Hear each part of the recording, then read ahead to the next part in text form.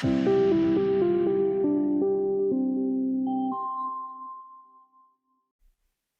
right. Good morning. My name is Matt Pfeiffer. Welcome to Conversations on Retail. It is a beautiful day in Bentonville, Arkansas, after a night of one storm after another blowing through, and we're so glad that you're with us. Mike Graen continues his series on on-shelf availability. I know Mike has been very excited, as I mentioned a few moments ago, to welcome Joe Coll, Vice President of Asset Protection from Macys, and Randall Dunn, Director of Customer Success from Zebra.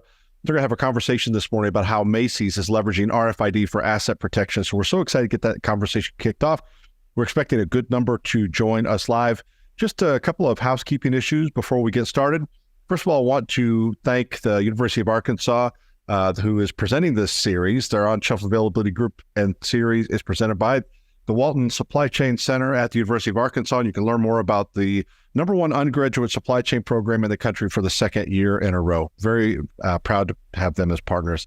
We also got a couple of great sponsors in BrainCorp, in Barcoding, and SES and Magatag. Appreciate them so much as they've supported this series.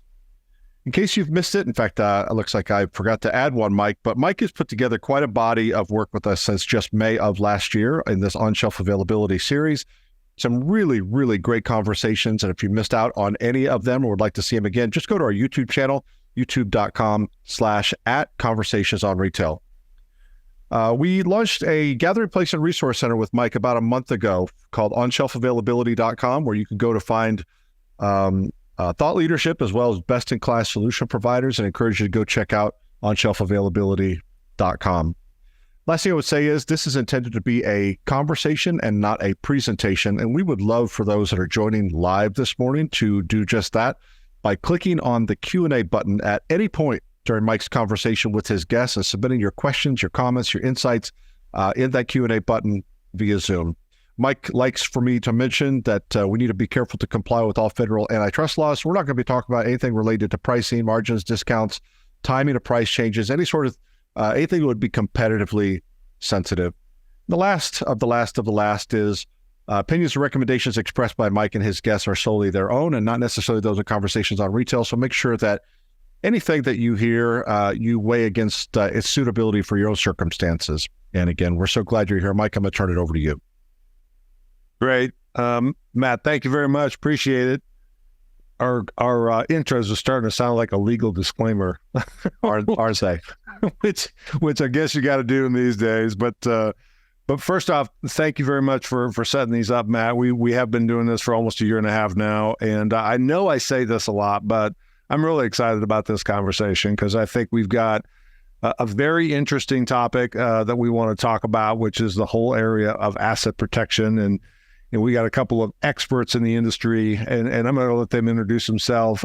First, Joe Coll, who's got really cool headphones and a microphone. He's all decked out and ready to go with his jacket. Go ahead and unmute and introduce yourself for us, Joe. Hey, thanks for having me, Mike. Joe Coll. I have the distinct pleasure of leading asset protection for Macys department stores. I oversee all asset protection functions for our stores organization, our supply chain asset protection group, as well as our fraud strategy focused on private label Macys card and our gift card fraud strategy for the organization. And I've been with this organization for just over 25 years at this point. So spent my entire career in retail asset protection. Congratulations. Randy, how about you? You've spent probably just about as much time on the solution provider part. So I'll go ahead and unmute and introduce yourself. Yeah, thank you very much for having me, Mike and Matt. Joe, it's always a pleasure to get together with you and chat. I'm relatively new to Zebra Technologies. I joined at the beginning of the year in an interesting role, which is really all about customer success. So I work on the technical side of the business, but I work with sales teams, front of the business teams that are working with customers solve big problems. And we call it loss detection, but this asset protection challenge is a big one. I have spent quite a bit of time in the industry before I got to Zebra. I spent a number of years, running an RFID team and working in the Sensormatic orbit around asset protection, loss prevention. have done a lot of work in RFID as maybe one of the longest tenured board members at Auburn University. You might be the only guy, Mike, that's been there longer than I have. And then did a lot of work, kind of rebooting the LPRC, the Loss Prevention Research Council, and working with Reed and team in order to kind of get a new set of information-based topics, on the agenda. And we'll talk a little bit about some of those today. Awesome. Well, thank you both very much for taking time out of your busy schedule. I think just to jump in, and Joe, I would imagine that everybody has heard of Macys before. Everybody has shopped in Macys before.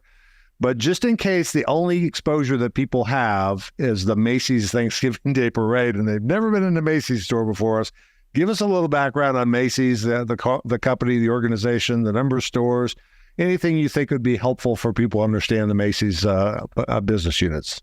Yeah, I appreciate that. And thanks for the plug on the Macys Thanksgiving Day Parade, as we're quickly approaching 100 years of the Macys Thanksgiving Day This year, Parade. it's 100 years? No, it's just a couple of years away from 100 years at this point. So it began as just a colleague get-together, and it has grown to a national event, only beaten by the Super Bowl. But I will not talk anymore about the parade at this point. So, so Macys department stores, I appreciate your setup there, that most people would know Macys. I would love to think so, but I understand that not everybody would, doesn't suit all. But Macys is a vast nameplate. We operate 3 different distinct divisions. We've got Macys department stores, Bloomingdale's, and Blue Mercury, which is a beauty brand. It's a leading style and gifting destination with nameplates that touch off-price all the way to luxury across the United States, and has one of the largest e-com platforms powered by Macys.com. We've got a mobile app as well. And we really offer opportunities for shopping experiences, whether it be in apparel, home, beauty, accessories, and many more categories. And it really is and stands for a style destination for all of our customers across all age spectrums. And lastly, I would share that really what is the future for us is continuing to grow our off-mall platform. Market by Macys and Bloomingdale's have gotten into off-mall, more away from that anchor mentality. We still have a strong presence. We've got over 600 stores across those nameplates between Macys, Bloomingdale's, and Blue Mercury. And we'll continue to have a massive presence nationwide on the anchor and the mall, but certainly identifying off-mall format is certainly a growth vector for our organization. Wow. And your career spans how many years with Macys, and what kind of roles have you had with Macys? I'm assuming you haven't been in asset protection the whole time. I almost the entire time. So over 25 years at this point. I began, little fun fact for those that may be listening that know me for a long time, know this fun fact, but I began selling dress shirts and ties. It was a part-time job, a means to the end, and hopefully to get into law enforcement. But then about 6 months into that, I got introduced to retail asset protection, something I hadn't even thought about. And I began at the entry level. I was a store detective, and over the 25 years, I have really served nearly all roles within asset protection within our organization. Store detective, manager, multi-store leader, regional leader, out of the corporate office, leading on the technology side, as Randy had mentioned in the intro there as well. Randy was really instrumental in a lot of the technology that we have deployed within our organization to combat retail shortage. And I've had my current role for the past 3 years at this point, leading all facets of asset protection. Wow. Quite a career. That's pretty interesting, because that's very, very uncommon these days. I see people go from company to company to company to company, but it sounds like you made a career and have done really, really well. So thank you for that. Mr. Dunn, you've basically been in the asset protection or shrink space for a while. So walk us through a little bit of your background. You mentioned Sensormatic. What kinds of things have you done with Sensormatic? And then well, I actually hired into Tyco International back in 1998. That was before Tyco had bought Sensormatic, and so I was actually came up as a product manager for ADT Security Services, launching digital video and remotely monitorable burglar alarms. That was how I actually got started in Tyco.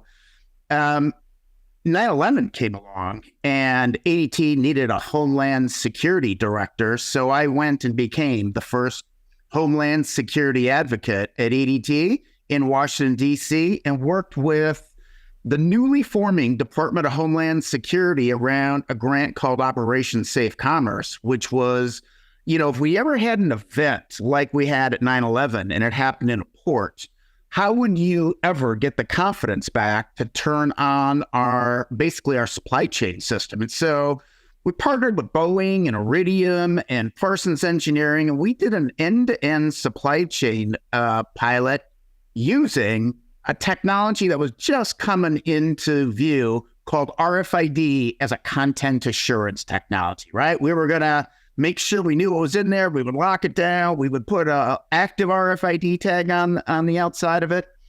And so, as I was doing that, obviously I was fascinated by RFID. These are right around the internet days. And so people are getting a healthy respect for technology-enabled business growth. And Linda Dillman at Walmart came out and said, hey, I think we would like to try some of this RFID stuff. And I went and begged for the job. And for the next 20 years, really led Sensormatic's RFID sales team in North America, and had the privilege to work on a lot of really clever, creative things.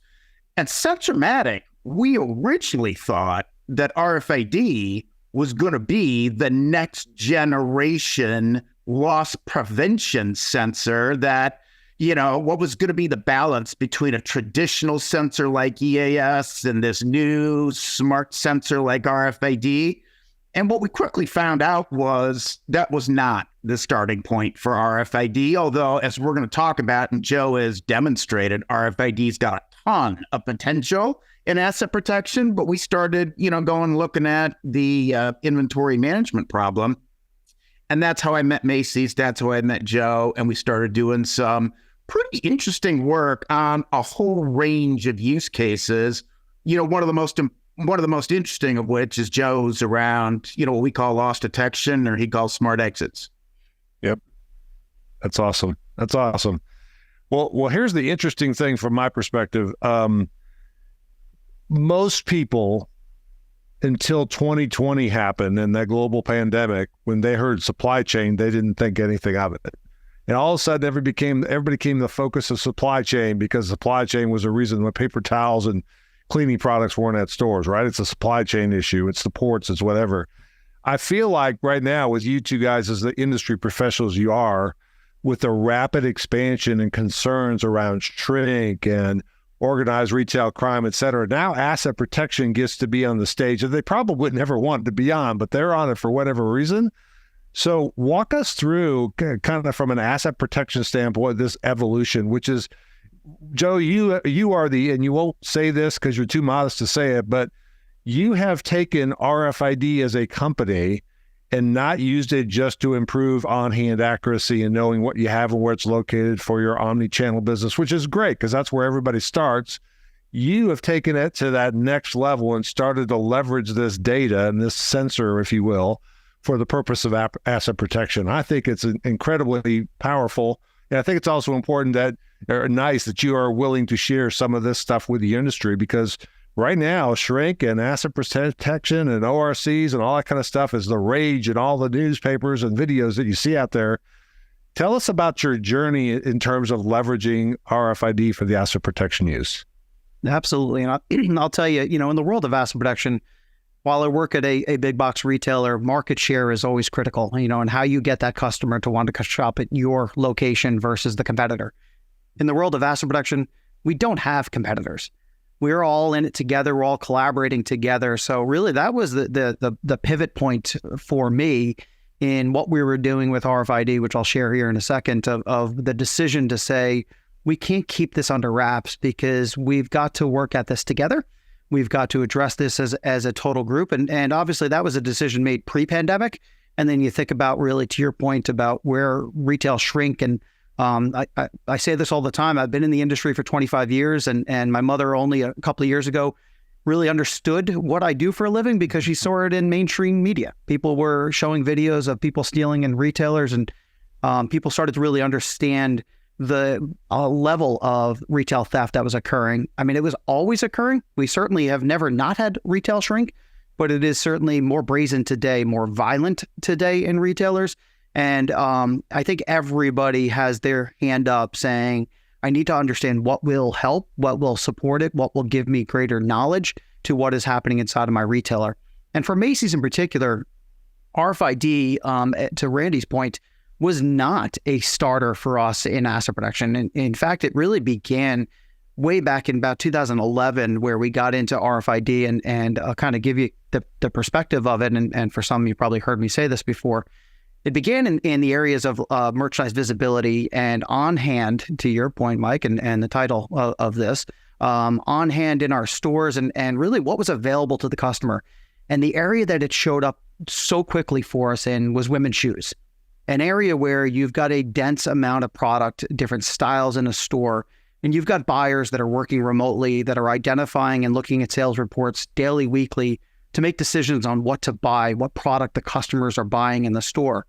But in reality, in a store, you may make a decision on a spreadsheet that we don't need the red pump in store one because customers aren't buying it, when in fact that red pump isn't represented on the table on the selling floor, and therefore the customer doesn't know that product is even available for them to buy inside of that store back in 2011. So when we started doing display RFID tagging in our stores and then doing audits in the back of house, we were quickly able to identify the distortions of where we owned the product back of house, but we weren't representing it in the front of house on the tables and women's shoes. And then it was incredible to see the pop in sales when we started doing that. And that really gave us confidence that there was power here in the EPC and the RFID inside of our stores, in able to unlock and educate our teams on what we didn't know or what we had misunderstandings about.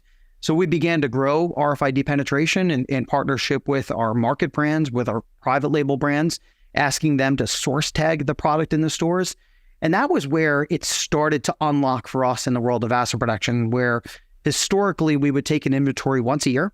We would get an understanding on our report card in January, and we would say we lost X amount of dollars, but we would have no idea where we lost that product, what time of year. You could make some assumptions based on the product. If it was coats, and it was a cold weather climate store in the fall, you generally lost it then. But if it was a basic item, you really had no idea, other than maybe some missing merchandise reports that a store may have filled out throughout the course of the year. When we started getting penetration of RFID in our stores, we began to do cycle counts every 30 days.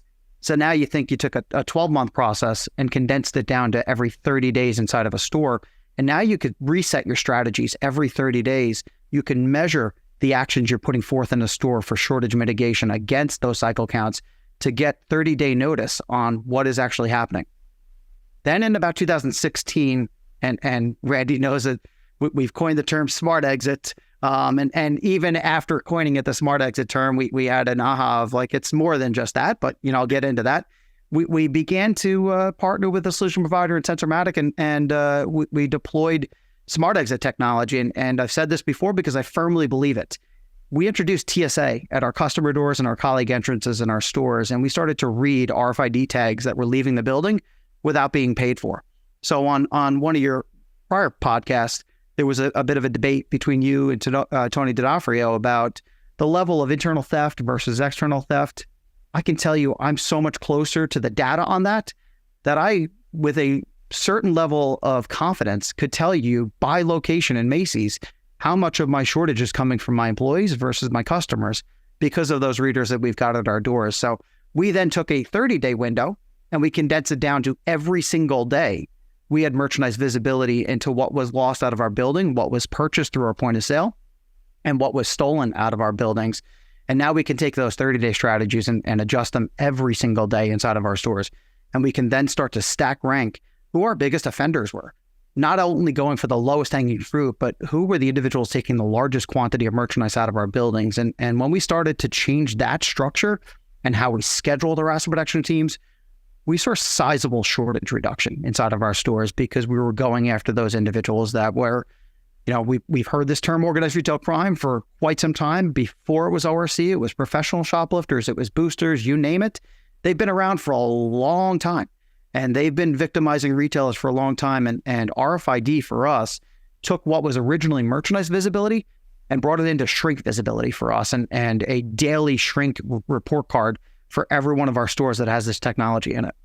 So I can go on for the entire podcast on just that, but I'll pause there and give it back to you, Mike. Well, Mike, think about how different that is, right? The historical toolbox for merchandise protection is loaded with tools that are fundamentally friction creators, right? Slow them down, keep away from the product, make an annoying sound at the door if somebody's leaving and they didn't pay for it.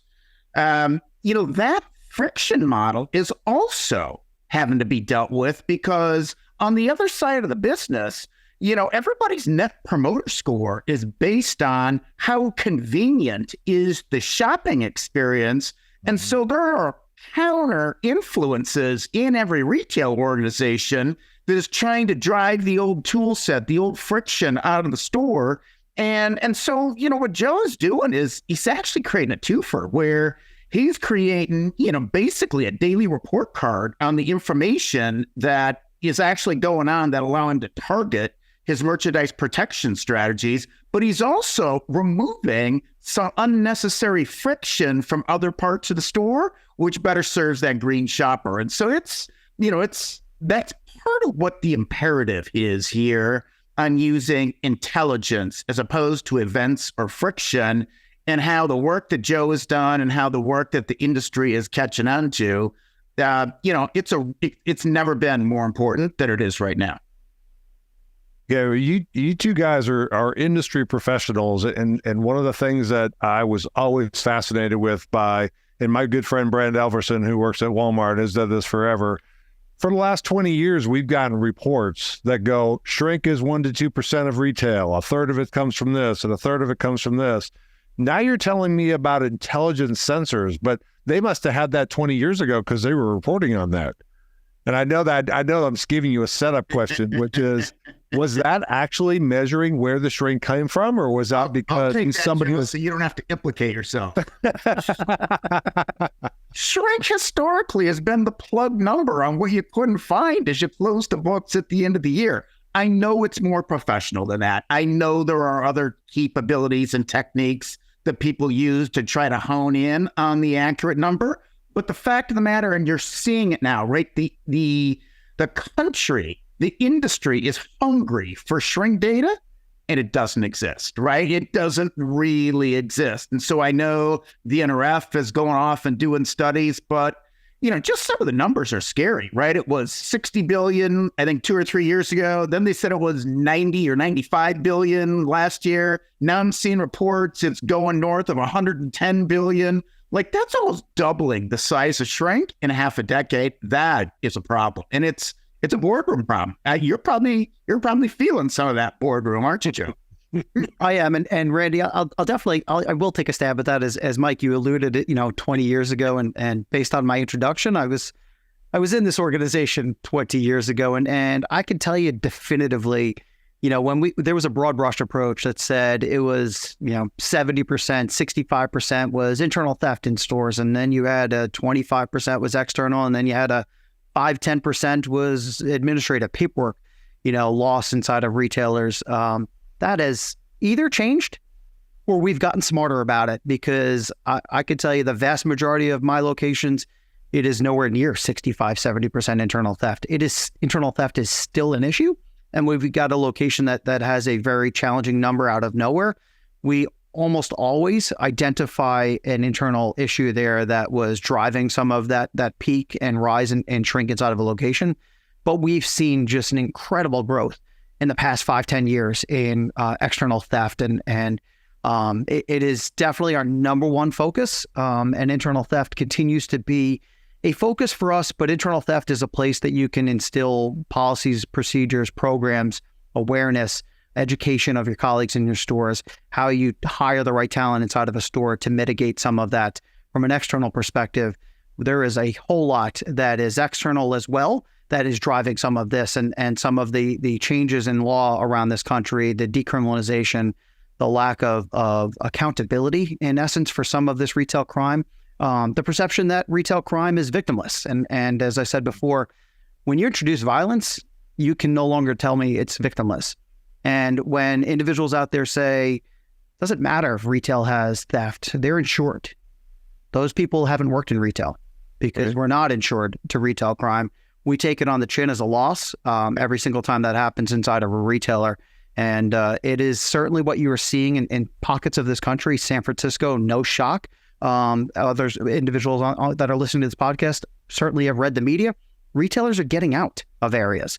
So it is a loss not only to the retailer, but it is a loss to the community and the customers that have a brand affection. Yep.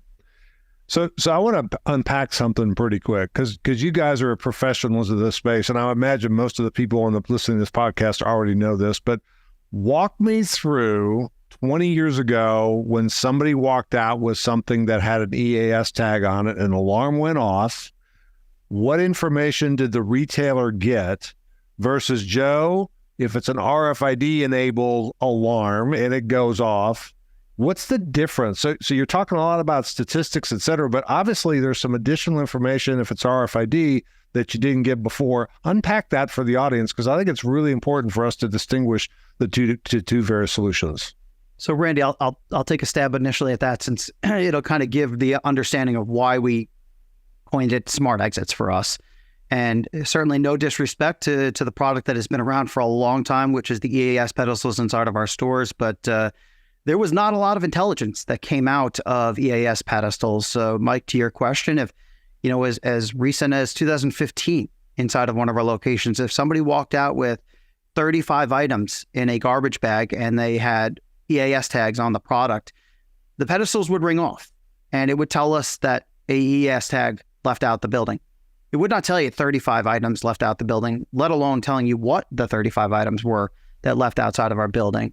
When we introduced smart exits or Sensormatics technology, which had RFID readers embedded in EAS pedestals, it not only identified when EAS tags were on product leaving the building, but now it unlocked every individual item that had a digital fingerprint on the product that was leaving out of the building: size, color, SKU, EPC, which is unique to every individual item. So you could have 20 of the same size Levi's jeans, but every single pair of those Levi jeans have a different EPC embedded in those Levi's jeans. So if all 20 left the building, I would see 20 items leaving the building because I'd see unique EPCs for them. As well, we started coupling the video to all of those loss events. So now we were really being able to answer the questions of who, what, when, and where inside of our buildings that never existed. Even with a 30-day cycle count, I couldn't tell you who, what, when, where until I started lighting up my exits in the building. And before I turn it over to Randy, I do want to just make sure, Brand asked a question in the chat there. I'll tackle it now. We do this at our customer doors and at our colleague entrances. We certainly have a desire to do this on the inbound in our stores, but my challenge to solution providers is that product's got to work better. Because Randy, you mentioned the word friction, and we don't want friction for our customers. We certainly don't want friction for the inbound of product into our buildings. The speed to which we receive it and we get it out for our customers is absolutely critical. We've got to get it off the trailer, processed into the floor for the customers to buy it. And today, I have yet to see technology that allows that to flow through with zero friction. When it does, we will absolutely be in the space of reading RFID tags as it inbounds into a store. So apologize, Mike, if I wasn't supposed to tackle some of those questions now, but I saw it and I figured I'd answer it. Absolutely. Randy, any build on that? Because again, as part of the original pioneer of Sensormatic and EAS technology, it almost feels like EAS, while it's not going to go away anytime soon, because there's still some products that are not RFID tagged and they might not be for a while. But where do you see the industry going in terms of a migration of leveraging RFID as an EAS platform? Yeah, so I think there's a lot there. So let me just start with, the problem with an alarm is it evaporates 3 steps out of the store. So that is your action window right there, is those 3 steps out the door. And if you don't do anything there, it's gone. And so, you don't get the kinds of increases in shrink that we've seen over the last 5 years if that's a model that really deters somebody. And so, I think where Joe is going, and again, we did a lot of this, right? One of the things that has happened at the Loss Prevention Research Council is all these frameworks, but it starts with a very fundamental premise. They teach it to you maybe on like the second day of your business school classes, is you can't manage what you can't measure. And I'm old enough to remember stores before there were barcodes. And so you would go buy something, they would ring it up, and that was all about the cash transaction. The birth of modern merchandising and the growth of retail into big players like a Macy's or like a Walmart, which I know you're familiar with, Mike, is all about the data capture associated with the transaction, and then what can you do with all that data? And so there has never been an analog for that in the asset protection space, because by definition, there's no intersection or interaction point. They're trying to avoid that interaction. And so for maybe one of the first times ever, I know there's Smart Video does some of this, but for one of the first times ever, and Joe has proven it, we can use an intelligent sensor. And as Joe said, we can tell you the what, where, and when. Video can tell you the who and the how. We're going to stack all that together. We can bridge two cases to get a felony. We can create an enhanced evidence package that law enforcement can go work. You now have a set of capabilities that allows you to measure, manage, target your resources and your strategies in order to actually be able to tackle what is a really significant problem. So I'm not a practitioner, but I have spent a lot of time with the folks in the academic world trying to think through, right? Reed's 5 zones of influence and left of event and right of event, and what kind of capabilities do you need there? And then information sharing, and how do we make sure that that gets shared in the most appropriate way with law enforcement, who needs to win too. Those are all things that are going on because of the work Joe started at Macys and is beginning to show people what modern or intelligence-based asset protection looks like. It is absolutely the future. So as we head down this journey, and again, this is not a gotcha question, I think it's a really important one. Most retailers today, for both Joe and Randy, will start out with what gets me the most value the quickest, which is give me a handheld. Just allow me to scan what's in the back room, let me scan what's on the sales floor. In order to capture the kinds of stuff you're talking about, which is smart exits, I'm assuming I need to have some kind of a read at least the exit of the store, and ideally at the entrance of the store from a receiving standpoint. A lot of retailers are kind of hesitant to make that investment because they're going, hey, really, you're only just telling me the news. You're reporting the news about what happened. That's not real helpful. So, Joe, how would you react to a retailer? And again, I tried to put you on the spot, but it says, well, that's a lot of infrastructure to buy, and I'm just reporting the news on what's going out the store. How do I figure out how to turn those into actually situations where I can reduce shrink based upon this visibility? Yeah, and I tell you, from a big box retailer, it is a lot of infrastructure. For a smaller retailer or a specialty type retailer that's got what is interesting for retailers, and Mike, you just said it, maybe they just go with a handheld. It'd be interesting the amount of retailers that potentially don't even use a handheld, and if they did scan their store, how much of their product already has RFID tags on it, and being able to just even start with that and say, what will that inform us that we didn't know yesterday inside of our retailer? For us, we've got anchor stores that could be 8, 9 entrances. So there's a lot of infrastructure within that. I can tell you definitively, as I answered Brand's question, and hopefully, Brand, I did answer it correctly for you. Certainly, we did not need to get the inbound of the product coming into our receiving docks in order to light up our exits and in order to inform our teams of what was in fact happening inside of our buildings. We're not built like every other retailer out there. I've got an extensive asset protection team in nearly all of my locations out there. So they're taking that data and they're creating actions and strategies around it. And I'll give you kind of the example pre-smart exits, pre-RFID at our stores. Our teams would staff asset protection based on the skills of the team. So if Mike and Randy were my asset protection detectives in a store, and Mike could work every Saturday, but he had family commitments, couldn't work Sundays, and Randy could work Sundays and not Saturdays, and Mike was really good at catching shoplifters, the data would tell me that Saturday is the most prolific day for shoplifting. And I apologize, Randy, you were not very good at making apprehensions. That's the story of my career. Sunday, we didn't have a lot of apprehensions. So therefore, we didn't have a lot of theft. And it was the tree in the forest that fell and nobody was around it. It didn't make a sound. So if Randy didn't make the apprehension on Sunday, might as well have not happened. But on Saturday, because Mike made a lot of apprehensions, boy, it was our busiest day for retail loss. When we stood up RFID in our stores, it turned that on its head. And all of that gut and instinct that we had, all of my 20 years of retail asset protection experience, made me pause and say, oh my, we weren't right. We were actually just dictating the data based on how we staffed our stores. And then even from an internal perspective, what we saw early on as we installed these systems into our stores, the length of service of internal apprehensions in our stores, those individuals that, right or wrong, the store may have vetted. Mike got hired 7 years ago. We've done some early surveillances on him, but now seems like a great sales colleague in the store and doesn't show up on point of sale exception reports. There's no cash shortage tied to Mike. We haven't gotten any confidential tips on him. Seems very well trusted. His manager likes him. The asset protection team relies on him to call when he sees something suspicious. We started installing these RFID readers, and we identified, on average, the first 5 or 10 internal apprehensions in a location had 10 to 15 years experience for the colleagues inside of those stores. Wow. People flying way under the radar that we didn't know about. And that's that TSA example. Those individuals had to go through an entrance. They had no idea that entrance had something different going on at it. But lo and behold, it was scanning for any EPCs that were on the person that hadn't been paid for. And you started to unlock that. And Randy certainly knows this one.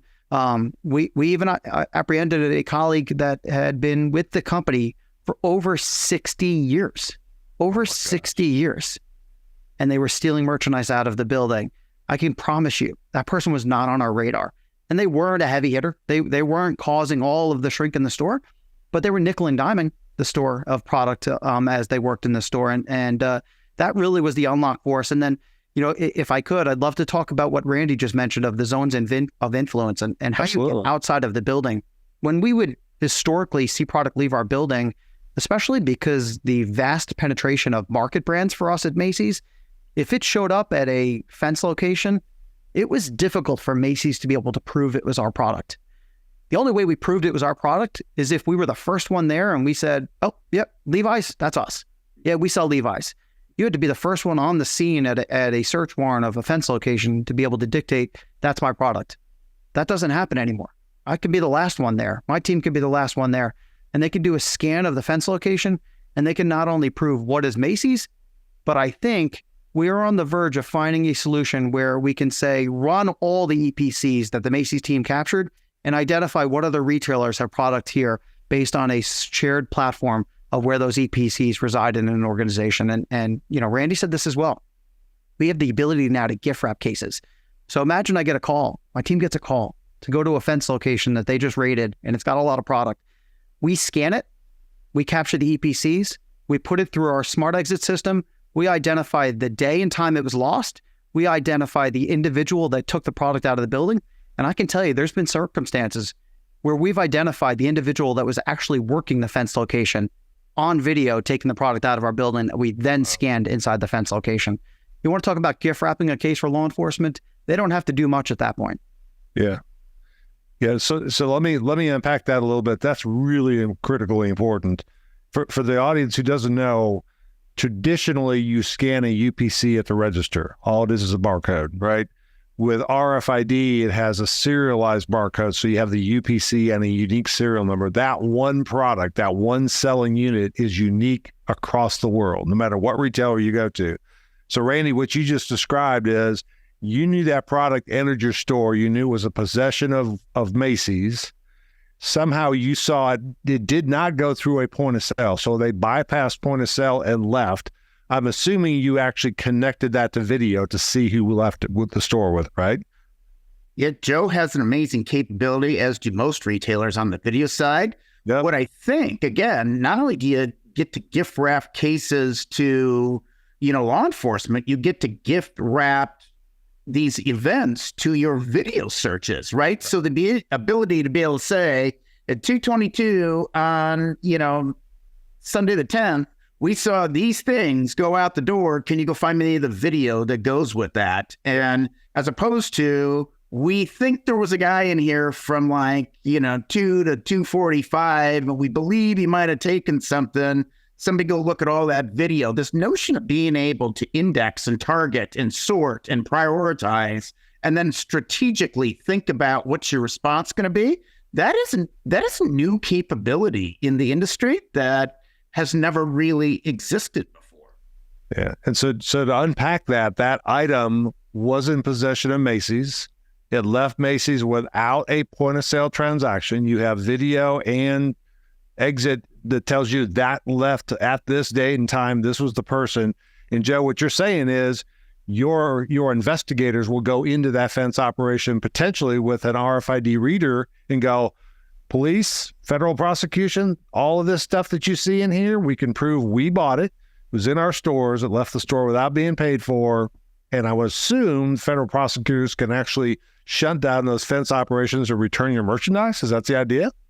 Definitely. And I'll take it an even step further. You know, Randy, you mentioned it 9/11 and Department of Homeland Security, and a little bit of a credit here to Department of Homeland Security investigations team has really been integral in the past few years in supporting retail asset protection, loss prevention professionals in investigating retail crime and some of these organized retail crime individuals that are targeting retail.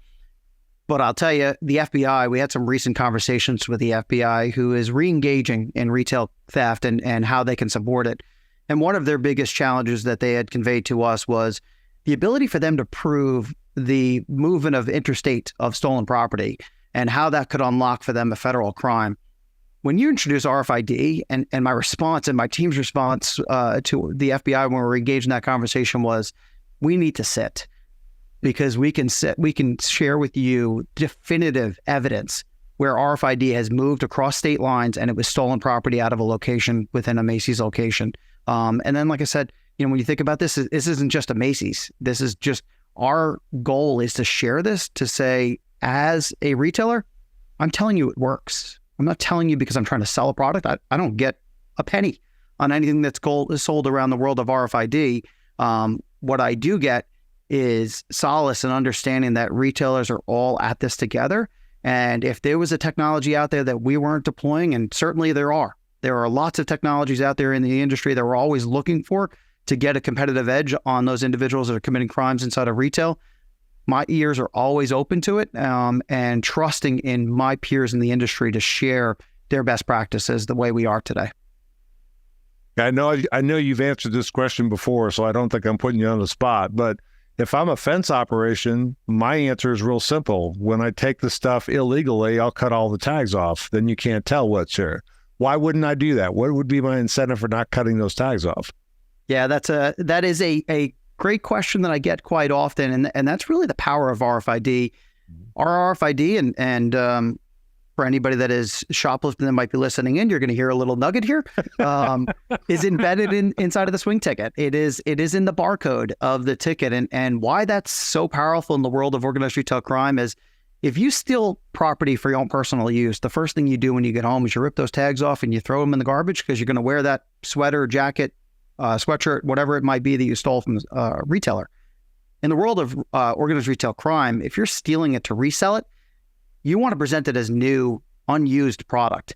And the best way to present that is the price ticket still on the product. And for those retailers and those fence locations, I forgive me calling them retailers, that's certainly not accurate. For those fence locations that are selling that stolen property, they also want that swing ticket and that price on there to show what it would cost you if you went into a retailer. But imagine what you're paying today in this barber shop where we're selling this stolen property for you. So if it's a $100 polo item, we'll sell it to you for $40, $30. But inside of that swing ticket that they're proudly presenting as brand new to the customer that's in there buying it is the RFID label. And our teams have the ability to continue to read that product inside those fence locations. So bottom line, if it has a Macy's price tag on it, it's worth a lot more than if it doesn't, right? So there's an incentive for them not to cut those off. But yeah, that'll be fascinating. And Mike, there's so much work going on in the RFID industry about, sewn-in tags that are actually part of a garment itself for more general merchandise, right? Tags that are very difficult to remove because of the adhesives that they're using. There is, right, the entire industry is getting that RFID-enabled loss detection is going to be one of the next big things, and everybody's got a strategy and everybody's got an approach for how they prepare their offerings to be part of that kind of a solution down the road. All right. So Randy, I got a question for you. Sure. You've been involved with this for 20 years. It feels like everything that Joe just talked about makes all the sense in the world. And I'm basically piggybacking on Brand's question. Why has it been so slow for the asset protection, loss prevention to adopt this thing? Because we've got all these major retailers out there leveraging RFID for inventory accuracy and location of product, et cetera. I haven't seen very many of them do anything close to what resembles what Joe's doing at Macy's. Why is it so slow, and what's it going to take? Yeah, I think there's, two kind of large answers to that. One is RFID is a little tricky to pilot, discover, deploy, right? You've got to, there's no point in having RFID data capture if you don't have tags on stuff. So, getting the tags on the items that it's intended to represent is one of the challenges. I think the other thing, and you've heard this from Joe, he didn't say it directly, but Joe basically said RFID doesn't do anything. It allows you to do smarter things. And so you got to have a data strategy. You got to have how am I going to tweak or adjust what I'm doing? And those two complexities in a world that's looking for quarter over quarter improvement are difficult, I think, for a lot of organizations to tackle. The ones where it makes absolutely no sense are when they've already got gigantic RFID tagging programs. And they're just basically throwing money away by not trying to discover what Joe and his team have discovered. But, for folks that don't have a base of tagged inventory, it can be a little difficult to get started, especially when, the board is saying, you got 90 days to cut that number by 22%. What are you going to do? You're not going to go out and run an RFID pilot. No, no, not a quick fix. Not a quick fix. Yeah, Mike, and I'll add, we're talking a lot, around asset protection use cases for RFID, because I think there's been a lot of discussion for the item and merchandise distortion, the substitution inside of retailers. I'll definitively tell everybody that's listening, if we had gone to the board table and said, we want to get into this thing called RFID, and the use case that we want to go after is purely asset protection, it wouldn't have hurdled. This is an add-on to it. And I think the lesson learned for us in Macy's is that we've been at the table in 2011, it would have hurdled faster as an organization than the add-on that we did. But it certainly doesn't minimize that it was an add-on to what we had done as an organization. And I think that is the roadmap to success, is you've got to have significant multipliers of value to RFID as a retailer. It can't be just for a one use case. It would no way would we have invested the amount of money that we did into RFID and the engagement of our merchant partners for it purely to be an asset protection play for an organization. But I do think, Mike, there is an opportunity, right? It doesn't have to be an all or nothing, right? You can pick a handful of high shrink stores, a handful of high shrink categories, go out and run some tests, start to understand what the data really does show you. How would it integrate with your video? Those are things that, anybody that's thinking about, I can't manage what I can't measure, so I need to start measuring it. Those are all experiments that everybody could be running. Just got to be aware that it'll take a while to figure out, how is this going to work for any given organization? Yeah, I agree with that, Randy. And that's kind of what I've seen too in my experience is people start at the base of the triangle, which is inventory accuracy and what do I have, et cetera. If you don't have somebody, whether it's, a product manager or somebody at the senior level going, okay, that's great. What we're doing today, where are we going to be 18 months from now? And what do we need to start learning to put that business case together? That to me is the biggest issue because Joe, what you have done is absolutely phenomenal. I don't see a lot of retailers closely following. They're kind of interested. They're kind of watching over the fence, but they're not putting active plans in place to go learn. And I think that's, Randy, if there was one message, which is, how could the solution providers help us with this? And I think, Randy, you being long career at Sensormatic and now Zebra, you're working with some retailers who will go name because of confidentiality, obviously, but are saying, I want to go learn what the next step is because this tag product is in my store. I'm leveraging it for on-hand accuracy, but to your point, I wouldn't start with asset protection use case. that's a side benefit. There's a lot of other things you can do as well. And Mike, I think you're right. There are way more people doing this than just Joe.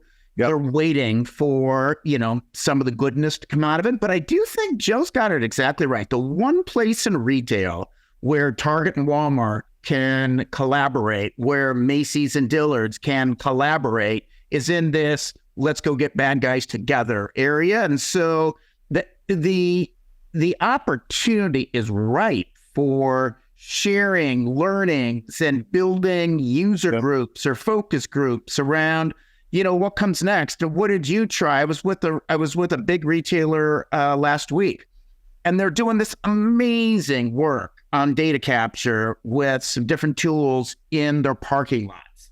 But they've got a challenge. So somebody saw that guy, he took something, we figured out what his car was, we profiled the car. What does he have?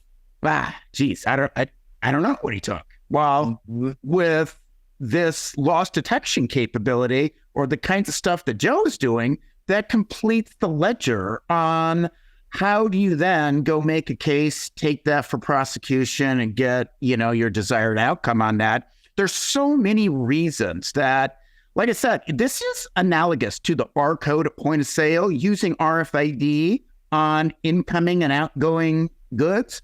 It's the only way you're going to be able to get visibility in order to be able to start thinking about, new technologies, new strategies, new capabilities, unfortunately, some people got there too late. And as Joe said, like San Francisco downtown, their strategy was got to shut her down. Can't afford to operate a store anymore. Like that cannot be the desired strategy for this. So there's got to be a different way of thinking about it. And so I got one question for you. That's my role, Joe. Well, hang on, because there's a lot of confusion on this. Point of sale, like a lot of people think about RFID using the EAS framework, which is I need something at point of sale and I need something at the exit. And does the tag get deactivated? Does it stay live? Do I kill it? Do I take it off? Can you just compare and contrast for everybody on the call a little bit the differences between, because they do look like, the EAS and the RFID smart exit model. Can you talk a little bit about the critical pieces that you need in order to be able to drive the success you've had? Yeah, and I'll start really with the point of sale side of it. So it's completely hidden to our colleagues at point of sale. They're purely just capturing the UPC, that barcode on the ticket.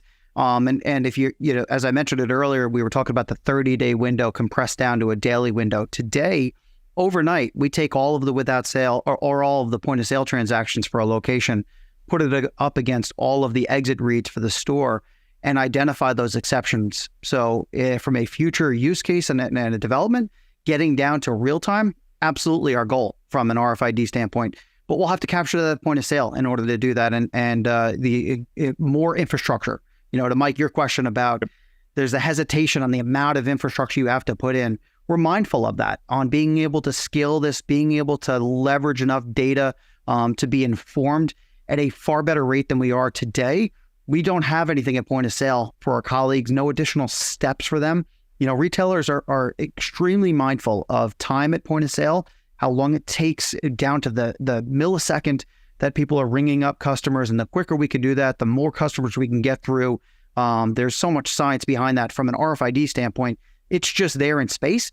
And then when it leaves our building, it's being captured. And we're putting that up against the point of sale transactions to create those loss events for our stores. And when we get to real-time reads, probably have to invest in more asset protection inside of our stores. But today, we've got enough data every single day for us to go at it the next day. And what we've seen in the past few years, the prolific amount of retail theft, the habitual level of theft that's happening in retail, the recidivism, those individuals will be back and we will be ready for them. And I'll save this for a future podcast if I'm ever invited back, of really how we've introduced technology on the other side of it. So the smart exit tells us who's responsible for taking it. But then we needed to start to identify new technology to alert us when those individuals came back into the store, so that we're smart on the inbound on those individuals that are on our known list of individuals targeting a location. So I'll share that, Mike. So you have to invite me back so I can give you a little bit more. It's almost like a cliffhanger. Yeah, right. You dropped that one right at the end of this thing.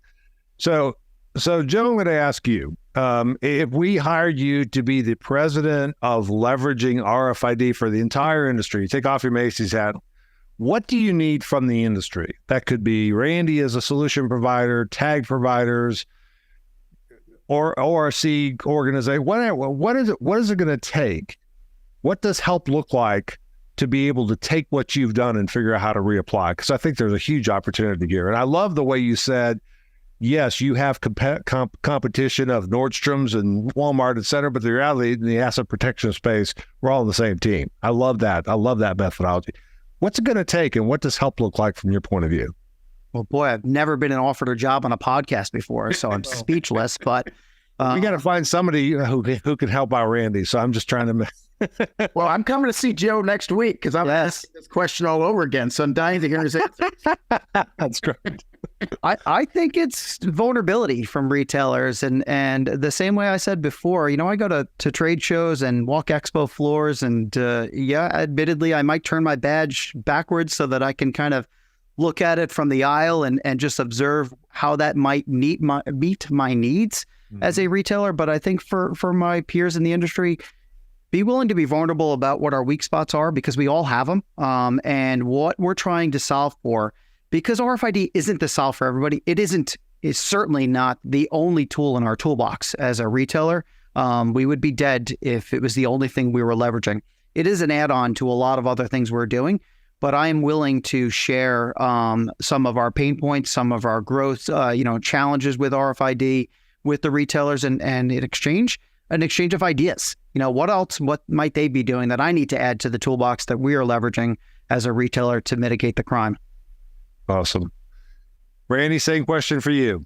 As a solution expert in this space, you deal with a lot of retailers. What's it going to take, and what does help look like from your aspect to replicate the kind of success that Joe's had at Macy's?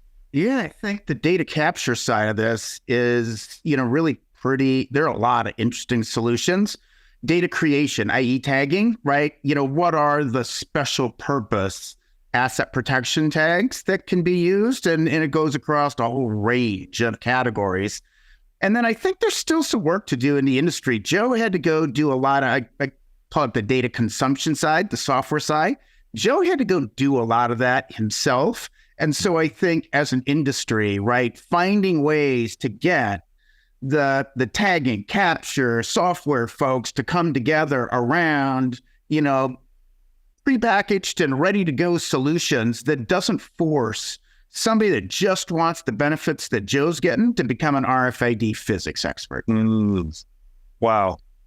Huge. Because you're right. It's a tag. It's a reader. It's bouncing it off a transaction system. Hopefully it's a data capture at point of sale. There's a lot of technical pieces of this. You're wrong and you've never done it before. Yeah, it's intimidating. It looks like a science experiment. It probably is like, it's too difficult. I don't want to mess with that right now. So fascinating.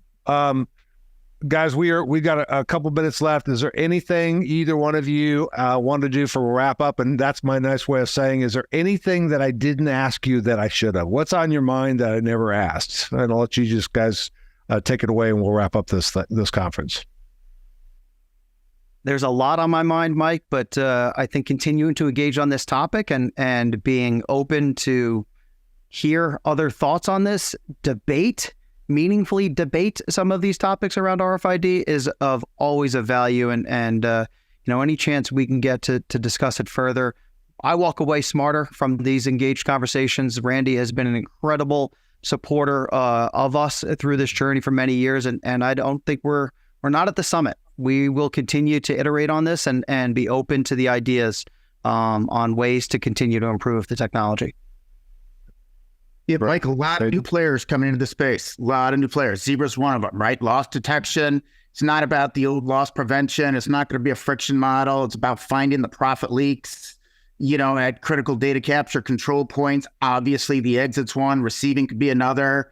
On your journey to, getting the full value out of an RFID deployment. But, there will be a lot of folks entering this industry. I think that's good for investment. It'll drive down, cost to deploy, but there'll also be some folks with really interesting names that have no idea and have never done this before. So, having forums like this where we can educate people, I think is really, really valuable and really important.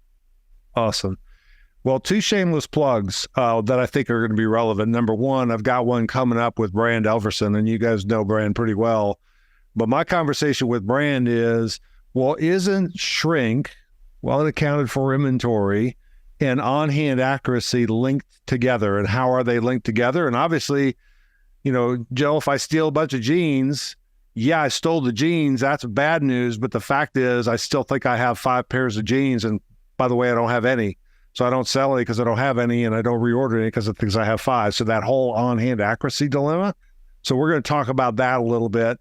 The second one will be an interesting one, which is I'm going to have Gina Morgan from GS1. There's a new initiative called Sunset 2027 that, Randy, I know you know are aware of, but it's a concept of being able to do a 2D barcode at the register, which would allow you to potentially capture that serialized data, Joe, without having to install a bunch of new hardware at point of sale. So that may be a turbocharger that allows you to be able to capture that serialized data without installing new equipment and be able to tag that directly to stuff that's leaving the store. So a lot of really cool stuff that's coming up. But I guess it's called Sunrise 2027. I was told by GS1, we're not sunsetting anything. We're sunrising things. Okay, sorry. I screwed up their marketing program. But it's still the concept I think is potentially powerful because everybody, if they adopt that, should be able to read a 2D barcode, which will give you serialized data at the register. Joe Coll, Randy Dunn, thank you guys so much. I really, really appreciate you guys giving your really important time. Incredible conversation around the value of RFID in retail. I will definitely take you up, Joe, on your offer to come back again. Thank you very much. And thank you guys very much. Have a great rest of your day.